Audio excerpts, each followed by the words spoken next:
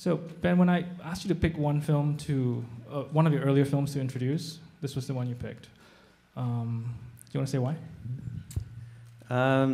Because I like it,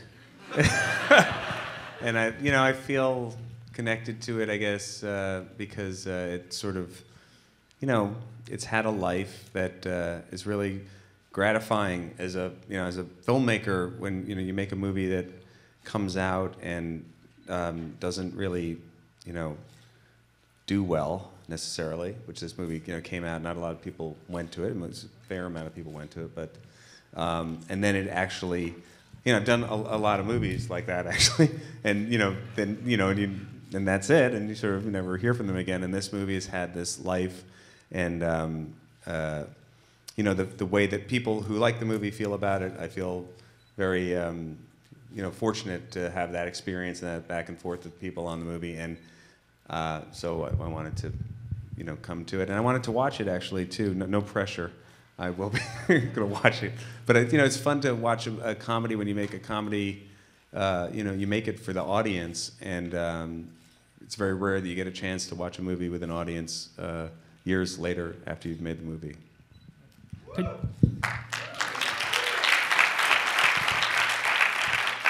Can you say a bit about the life that this film has taken on? I think it's also true of another film you directed, The Cable Guy, which is also at the time I think kind of freaked people out a bit. Yes, definitely freaked people out. And this film, I think also both films I think have sort of developed a really loyal following of devotees, and I count myself among that crowd. But yes. It's a growing, which I'm thankful for, since you're the guy in charge of the retrospective. But what do you think it is about those films that accounted for that initial, bafflement, followed by this obsessive,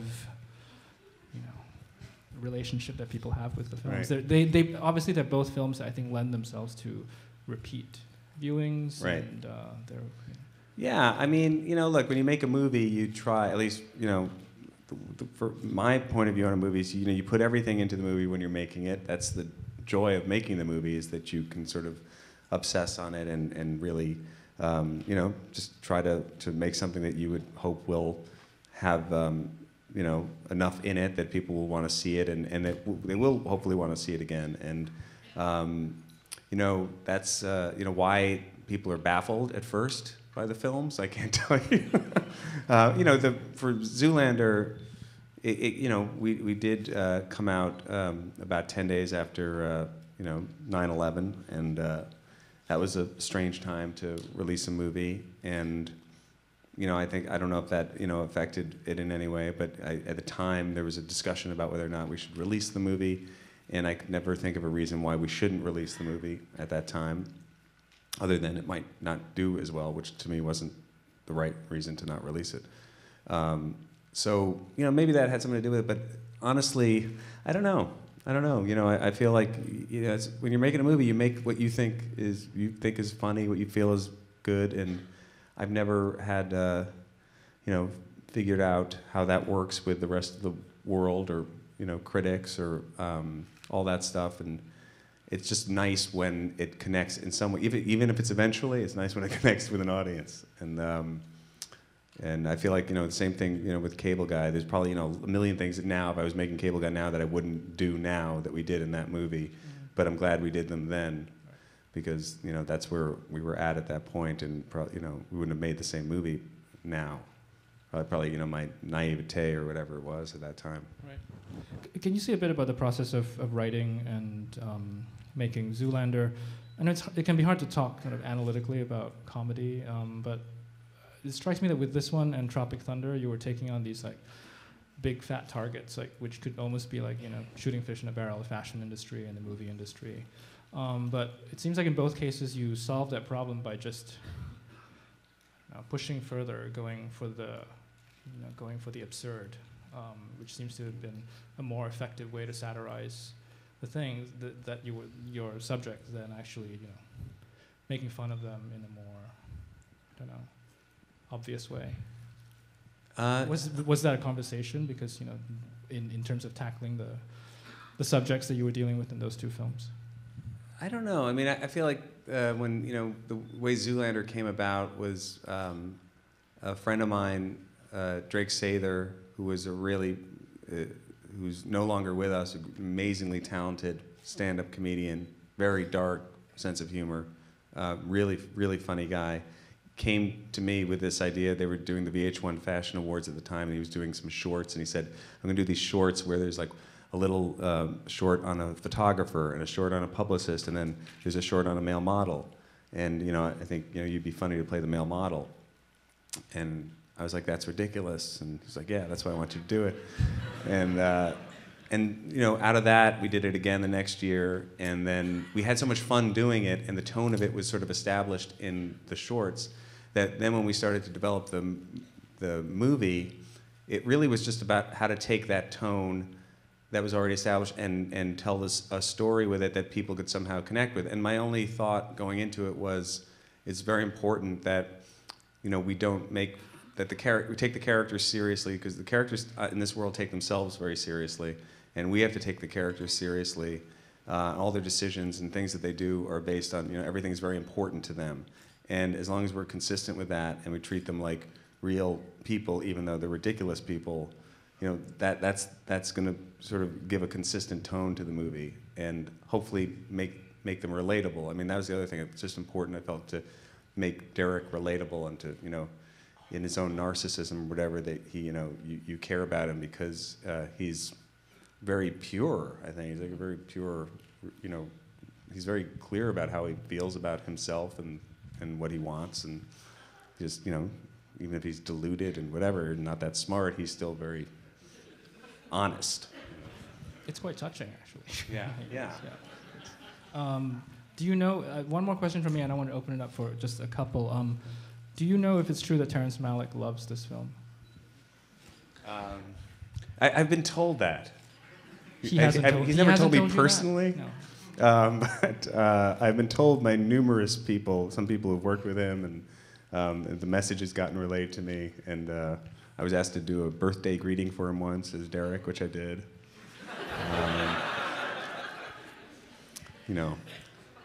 I keep on waiting for him to cast me in a movie. It's not happening. I've read that he quotes from it all the time. Is that? Have you heard I've heard that he loves it. It's great to hear. I'm a huge fan of his, and but it is that's I've heard that, but not directly from him. Yeah, Owen was the first choice. For sure, he was cast, because he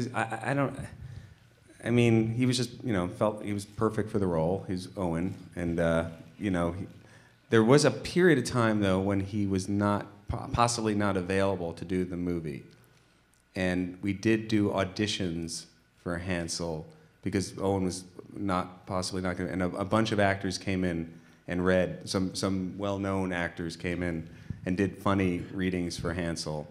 But it really became clear to me, even watching the other actors read, that there was it had to be Owen. Yeah.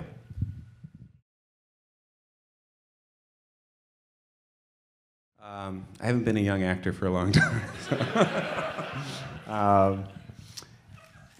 I'd say, if you love doing it, keep doing it, because you have to do it because you love it, because it's a tough business. I don't want to be negative, but there's a lot of, and from my experience, a lot of rejection starting out.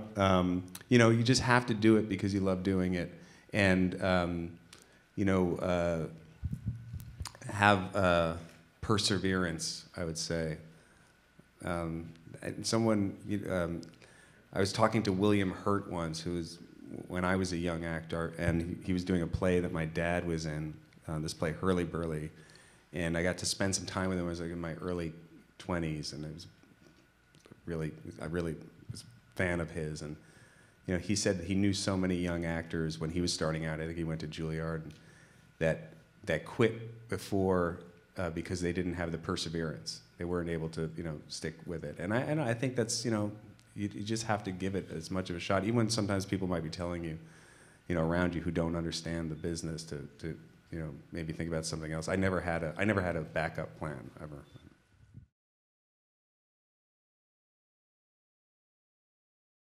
Heavyweights. Yeah. Tony Perkis. What did I think about it? That was just that was really a fun experience. I think I did it. It was with Judd Apatow, actually. Judd was producing the movie.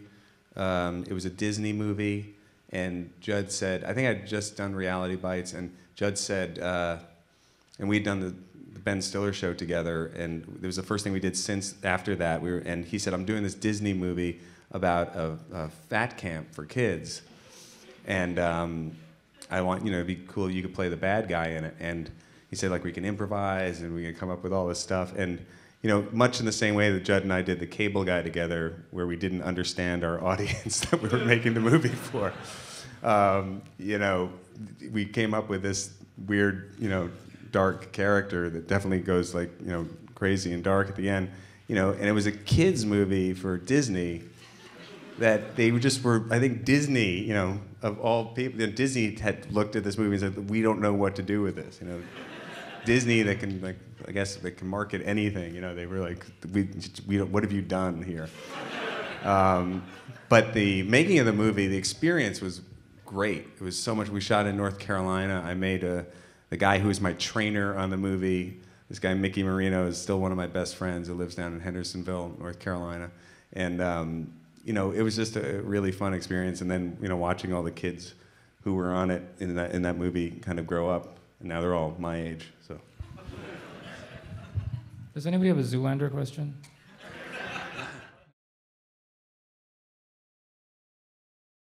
It's not a Zoolander question. Is that sort of like retrofitted to Zoolander? How I've grown? A sequel having. I feel like, how I've grown, I mean, I guess it's just, how do you, over the last, what is it, 12, 13, 14 years? It's 2001, so 12 to 13 years ago that we made it. I feel like that was a million years ago, honestly. It feels like a very long time ago. And maybe that's just, how, where I'm at in my life, but, I have kids. My life is very different in terms of just like my everyday life. I moved back. We shot the movie in New York, but I was living in LA at the time, and since moved back to New York. And you're asking how I've grown. I don't know if I'm trying to. I guess just as a filmmaker. Oh. Okay. I don't know. I think the things that I'm interested in have changed a little bit in terms of what kinds of movies I want to direct, and the making a big broad comedy like Zoolander, I think takes a lot of energy and some of feeling that I have considered doing the sequel to it, but I feel like I want to make sure that everything sort of felt right for it, and I feel like the people who love the movie really love the movie, and I want to make sure that we could make something that would live up to that for them. Which I think could happen, but it's what I'm interested in as a director maybe is changing a little bit. Do you think that has to do with how popular culture has changed, or how your engagement with it has changed? Because a lot of your work, from the Ben Stiller show and a lot of these movies, were very much about your relationship with pop culture. Yeah, I mean, I think just my relationship with how I look at the world, or want I don't know. It's you put yourself out there. Every time you're doing something, you're putting yourself out there. But like a movie like Zoolander, again, it's like almost like Cable Guy. Also, when at that point in my life, I don't think I was thinking about it as much. And I'm not saying that that's a good thing now that I would think about it more, but I don't think I was as aware of like, wow, if I do this character, like, what if it sucks? What if it's bad? And it's going to be really ridiculous and that kind of thing. Like maybe I think about that stuff too much now, or maybe I just don't have the at the age I'm at. I'm thinking, well, do I want to keep on going and doing that? If I felt excited about it in the moment and wasn't thinking about it, then I would do it, and that could happen. I don't close the doors on it, but it's just it's not something I'd ever want to force, because I think the energy it takes to make a movie like this is you have to be in that and just be sort of a lot more not thinking about all the other stuff. That makes any sense. But there is a sequel potentially in the works. Yeah, no. Justin Theroux and I wrote a script about 2.5 years ago, and we liked the script, and now it's just been a matter of, at first we thought, okay, let's go do it, and then we talked to the studio, and the studio was kind of into it, but then we were trying to figure out the casting and the budget and all those things, and it just sort of didn't like happen right away, and I still like the script, and I could see doing it. It's just I think it would just have to be everything coming together and saying, let's do it.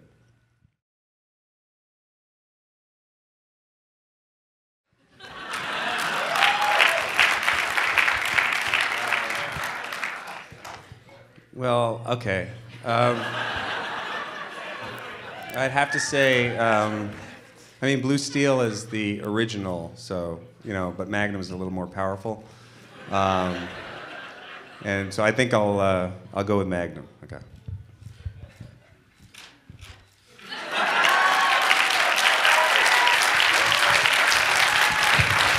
Thank you. I'll be acting the movie out, Rocky Horror style. All right. Well, thank you, Ben, for all right. being Thanks here. for Thank coming. you all.